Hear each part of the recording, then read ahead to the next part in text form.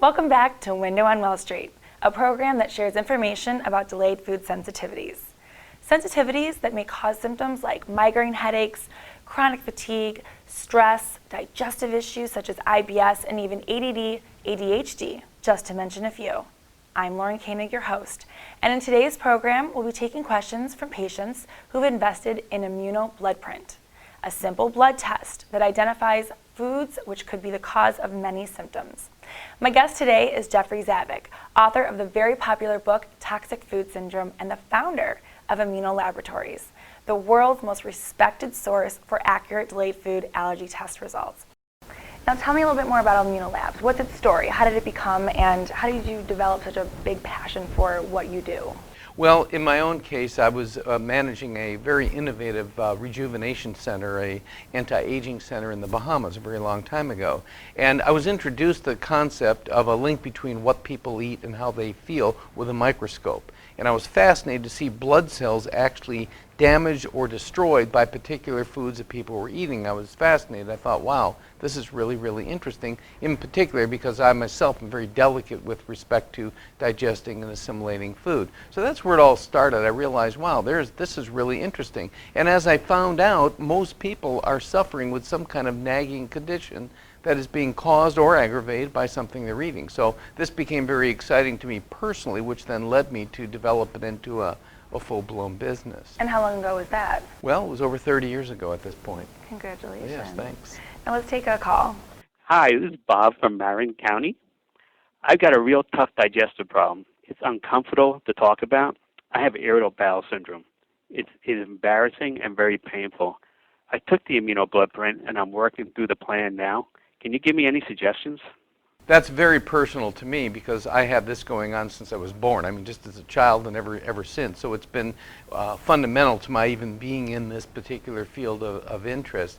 And I noticed that certain foods certainly cause inflammation. That's the underlying factor is inflammation, internal inflammation. However, that said, the blood print will help pinpoint which foods are causing the inflammation, but then it's still, well, what do? I have all this habit here of things that have happened in my delicate digestion and so forth. Number one, must food journal. Why do we want to say journal the foods you're eating each day, each meal? Because the food journal will reveal to the expert eyes of a nutritionist or a doctor, and sometimes even to yourself, when you look back and go, oh, I ate that. I didn't realize that spice or that tomato was in that sauce or whatever. So you find things that you didn't realize. You think you're adhering carefully to the blood print information, but you may be missing something.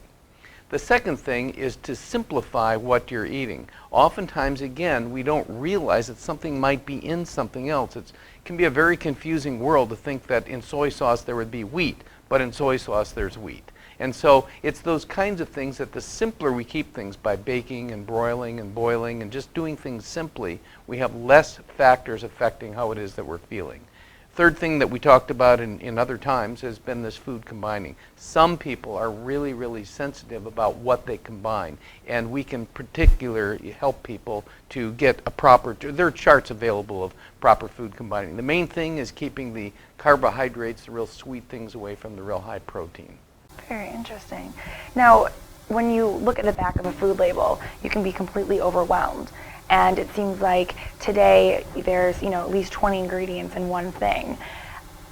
How can you help someone who is just finding out about their allergies? Is there somewhere that they can go to start, helping research? Like, I was allergic to pineapple, and in some barbecue sauces there's pineapple. Right. How do you really find all this out? Well, there's several ways. One is, as you say, read labels. The second thing, though, is to stay close to nature. In other words, all these labels and things are on the things that are in the grocery stores in all the aisles.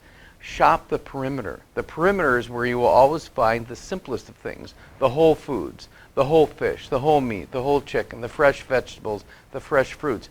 Look at those labels. There's nothing on the labels because all they have is what's naturally in them, and you never have to worry about that. So the closer you stay to nature, the better off that you will be in not getting something in your system that you're unaware of. That's a great road to live by. Yeah, it's interesting the way these stores are designed, but you're drawn through all these shelves that have all these ingredients in them, all these packaged processed foods, but the perimeters where all the natural whole foods tend to be. Thank you, Jeffrey. We've got Dr. Mikkel Parsons standing by with some alternative food ideas. Dr. Parsons, any thought for our caller? Jeffrey, you just shared some amazing information. I want to add a little bit to that. When we transition and we are not eating those things that have been bothering us food-wise, that doesn't mean that we're necessarily out of the woods.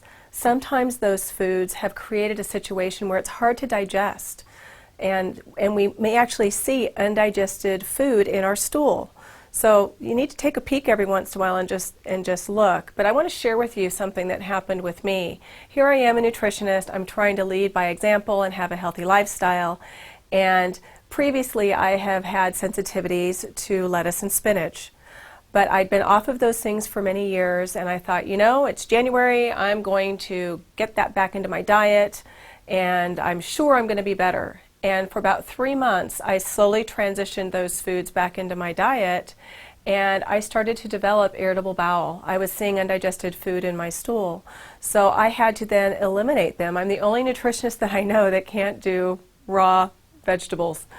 So when we are looking at our foods, we also need to look at what's happening inside our body. So some of those foods that we would deem to be very healthy may not be for how your body is processing them. One of the other common stumbling blocks that happens with digestion is, if I can't have butter, what do I need? I need healthy oils and fats. Well, there are substitutes for that. There's different olive oils. Some of my favorites that I carry here are olive oil along with avocado oil. Avocado oil is wonderful, and we have it also with a little bit of lemon. So there are a variety of different oils out there. Macadamia nut oil is another one. Walnut seed oil is fantastic. But let's say you're in the process, you're transitioning, and you're still having some problems. And for women, we don't like it when we're bloated and gassy. It's not very feminine. So one of my secret weapons is something called AC carbamide. This is something that will actually help negate the gas that's produced. It doesn't fix the reason why, because there's clearly some work that you need to do, but this is something that's going to make you feel a little more comfortable as you transition through this. Remember, just because a food's healthy doesn't mean that it can't cause digestive problems. So that's why you want to make sure you follow your handout and follow the foods that are safe for you to eat so your digestion can heal along with everything else. Thanks, Dr. Mikkel Parsons, and to you, Jeffrey Zavik. We'll continue with Window on Well Street after the break, but may I encourage those of you watching who may have a family member, friend, or coworker experiencing similar health issues to forward this video to them. And if you haven't had your immunoblood, please learn more and get yourself tested. Remember, there's a hidden link between what you eat and how you feel. I'm Lauren Koenig, and we'll be right back.